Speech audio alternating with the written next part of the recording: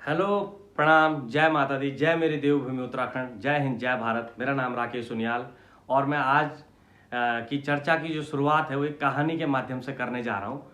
और वो कहानी कुछ इस प्रकार से है कि एक गांव से बारात दूसरे गांव जा रही होती है। शादी का माहौल होता है, लेकिन अचानक जो कन्या पक्ष था वहाँ से एक कंडीशन वर पक्ष की तरफ रख दी जाती है।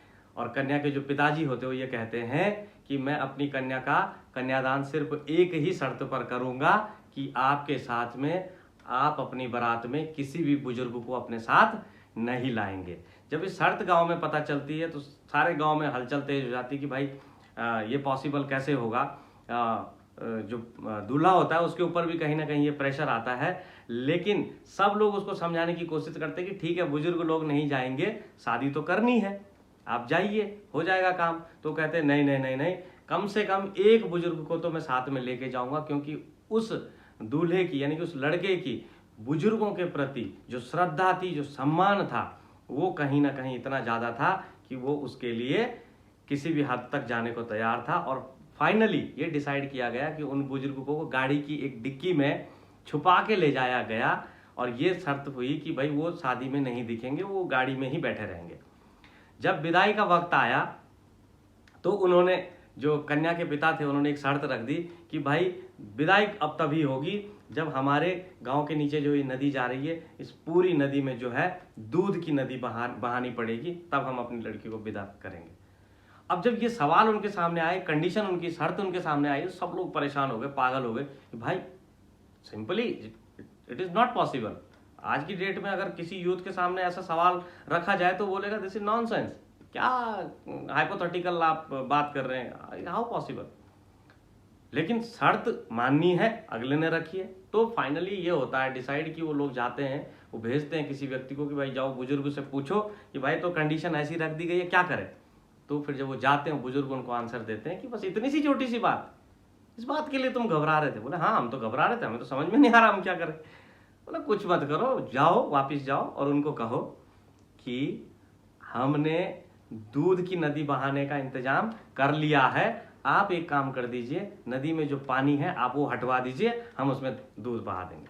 और जब ये बात लड़की के पिता को पता चलती है तो समझ जाता है कि पक्का तुम अपने साथ किसी न किसी बुजुर्ग को लेके आए हो। और वो खुशी न वो, क्योंकि उस आंसर से और क्योंकि उन लोगों की बुजुर्गों के प्रति श्रद्धा से प्रसन्न हो जाते हैं कि मेरे मना करने के बाद भी आपने बुजुर्गों का साथ नहीं छोड़ा, तो वो समझ गया कि यहाँ पर इस घर पर मेरी बेटी का भविष्य बिल्कुल सुरक्षित है। और फिर जाके उन्होंने अपनी बेटी का कन्यादान कर दिया। खुशी खुशी बारात वापस आ गई, सब कुछ समाधान हो गया। इस कहानी से मैं आप सब लोगों को, जितने भी लोग इस वीडियो को देख रहे हैं, आप सब लोगों को मेरा यही कहना है कि बुजुर्गों के बताए हुए सिद्धांत, बुजुर्गों की बातें इतनी ज़्यादा इम्पोर्टेंट होती हैं कि वो हमारे आज के सामाजिक जीवन में हमें बहुत बड़ी बड़ी मुश्किलों से, बड़ी बड़ी समस्याओं से बिल्कुल चुटकियों में निकाल सकती हैं। लेकिन उसके लिए हमें क्या करना होगा, हमें उन बुजुर्गों की बातों को सुनना होगा। लेकिन सुने कैसे?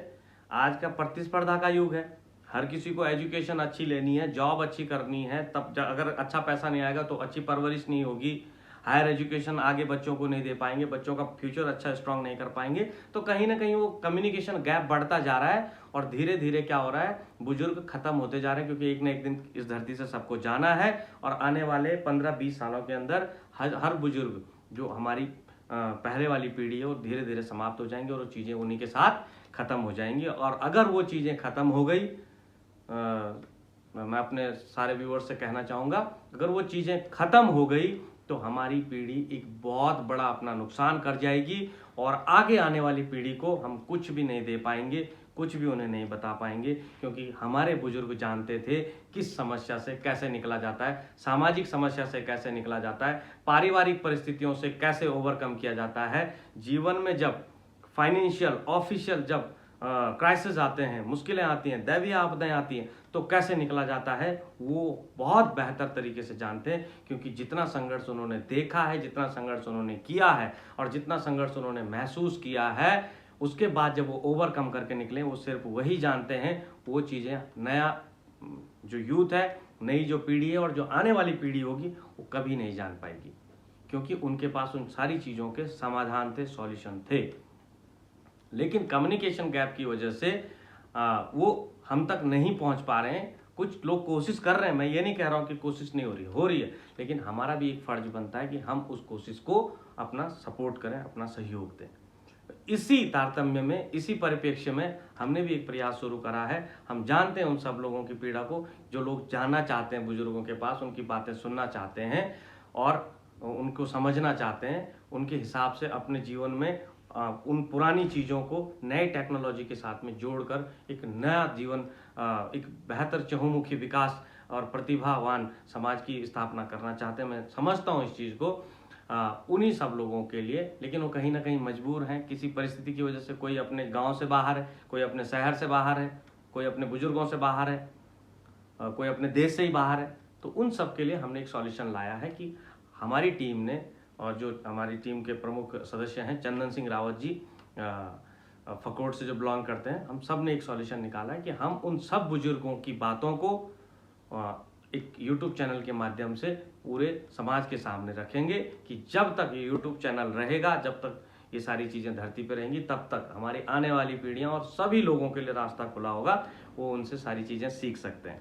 लेकिन इस सब में हमें आपका सहयोग चाहिए। बिना आपके सहयोग के कुछ नहीं होने वाला है, क्योंकि ये हमारी एक सोच है। इस सोच को बड़ा बनाने वाले आप लोग होंगे। जब तक आप लोगों का साथ सहयोग नहीं होगा, तब तक ये कभी भी पॉसिबल नहीं हो पाएगा। तो मैं सबसे विनती करूंगा, माताओं से, बहनों से, भुल्ला भुली, चाचा, बड़ा, ताऊ, समाज में जो जो लोग मेरी इस आवाज़ को सुन रहे हैं, मेरी बात को सुन रहे हैं, अगर आप लोग भी मेरे से सहमत हैं तो आप लोग भी इसमें जुड़ें, चैनल को सब्सक्राइब करें, और सब्सक्राइब करने के बाद में जो वीडियोस वहाँ पे हम अपलोड करने वाले हैं इन फ्यूचर, बहुत जल्द हम अपलोड करने वाले हैं, उन वीडियोस को आगे बच्चों को फॉरवर्ड करें और उनको सारी चीज़ें सिखाएं, संस्कार सिखाएं। बहुत सारी चीज़ें हैं, और क्योंकि अगर वो चीज़ें नहीं होंगी, आप देख रहे होंगे समाज में डिप्रेशन बढ़ रहा है, सुसाइड अटेम्प्ट बढ़ रहे हैं, लोग सुसाइड कर रहे हैं, अकेलापन लोगों में आ रहा है लगातार,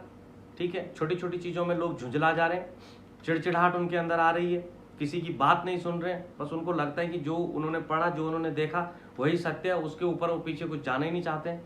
वो सारी चीज़ों की वजह से क्या हो रहा है, कहीं ना कहीं समाज में प्रॉब्लम्स क्रिएट हो रही हैं। हमारा जो यूथ है वो कहीं ना कहीं धीरे धीरे भटक रहा है। कुछ लोग नशे की लत में चले जाते हैं, इतना नशा हो जाता है कि उनका पतन होता है। ये सारी चीज़ें जो मैं आपको गिना रहा हूँ, चाहे सुसाइड है, चाहे सुसाइड अटैम्प्ट है, चाहे डिप्रेशन है, चाहे नशा है, चाहे अलगाव होना, बिल्कुल अकेला हो जाना, सब जगह से अपने को काट लेना, राइट, ये सारी चीज़ें जो हैं पतन की तरफ ले जाती हैं, विध्वंस करती हैं, अंत करती हैं, और वो एक संपन्न समाज की निशानी कभी नहीं हो सकती। समाज को बचाने की जिम्मेदारी हम लोगों की, आप सब लोगों की है, क्योंकि एक हमारा सबसे बड़ा कर्तव्य, फर्ज है, हम इस समाज को, इस संस्कृति को, इस धरती को, इस पृथ्वी को क्या दे पा रहे हैं।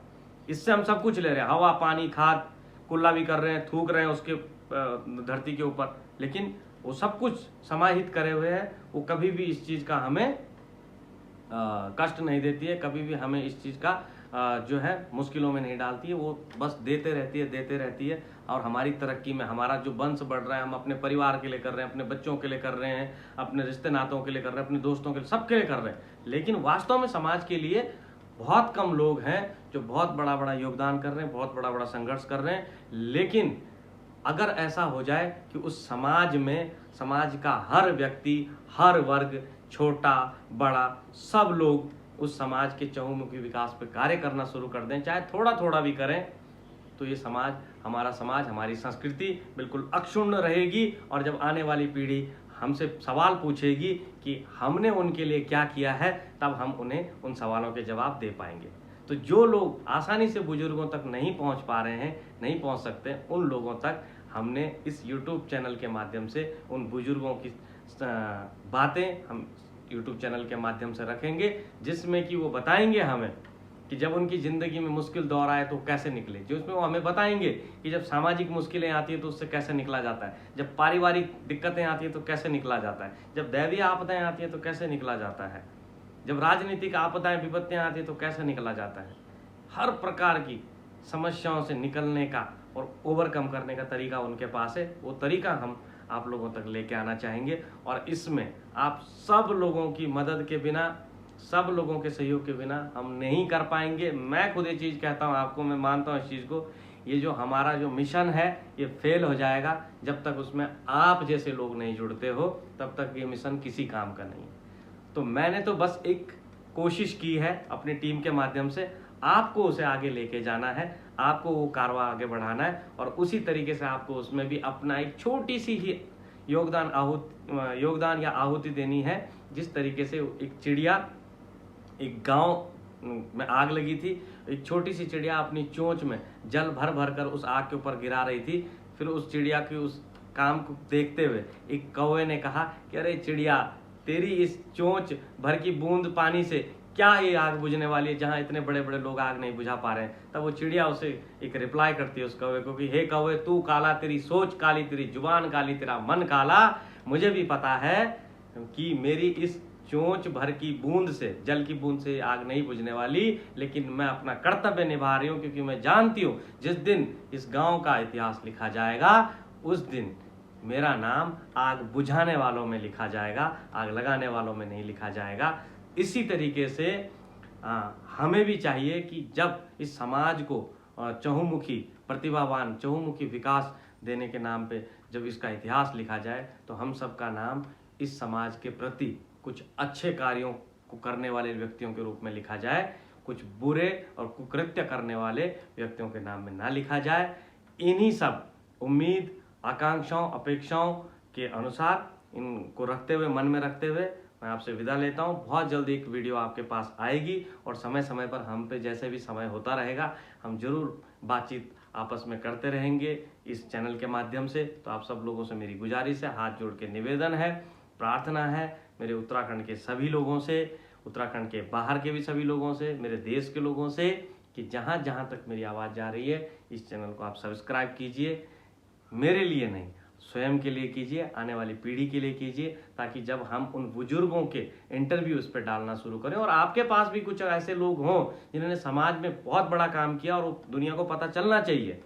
वो भले आज पता नहीं चलेगा, लेकिन यूट्यूब पे आएगा तो 10 साल बाद पता चलेगा, 20 साल बाद पता चलेगा। मतलब यूट्यूब तो जब तक रहेगा, मुझे लगता है कि जब तक ये धरती है, गूगल, यूट्यूब है, तब तक तो रहेगा। तो भले 10 साल बाद उन्हें पता चले, लेकिन आज हम उसको संजो के रखेंगे, उस धरोहर को, वो हमारे लिए धरोहर है। वरना 10-15 साल बाद हमें बुजुर्ग देखने को भी नहीं मिलेंगे, क्योंकि वो धीरे धीरे एक ना एक दिन सबको जाना है। तो वो दिन ना आए, हमारे हाथ से वो दिव्य ज्ञान न निकल जाए, फिसल न जाए। इसलिए अब वक्त आ गया है, और वक्त बहुत ज़्यादा नहीं है हमारे पास कि हम उस दिव्य ज्ञान को, हमारे पास इतने साधन और इतनी चीज़ें नहीं है, क्योंकि वो ज्ञान बहुत बड़े लेवल पे है। लेकिन फिर भी उस सागर से अगर थोड़ा कुछ गागर हम समेट कर आगे आने वाली पीढ़ी के प्रति अपनी जिम्मेदारी हम निभा पाएँ, तो इससे बड़ा पुण्य कार्य मुझे नहीं लगता कि कुछ और हो सकता है। वरना परिवार चलाना, धन के लिए कार्य करना, परिवार आगे वंश को बढ़ाना, ये सभी लोग करते रहते हैं, सब लोग कर रहे हैं, करेंगे, करते आए थे। लेकिन उसी के साथ में हर व्यक्ति को, मेरा ऐसा मानना है कि इसमें थोड़ी थोड़ी अपना योगदान देना आवश्यक है। और इसी आवश्यक सहयोग की मैं आपसे उम्मीद करता हूँ। इन्हीं सब बातों के साथ में मैं आपसे विदा लेता हूँ। जय हिंद, जय भारत, जय मेरी देवभूमि उत्तराखंड।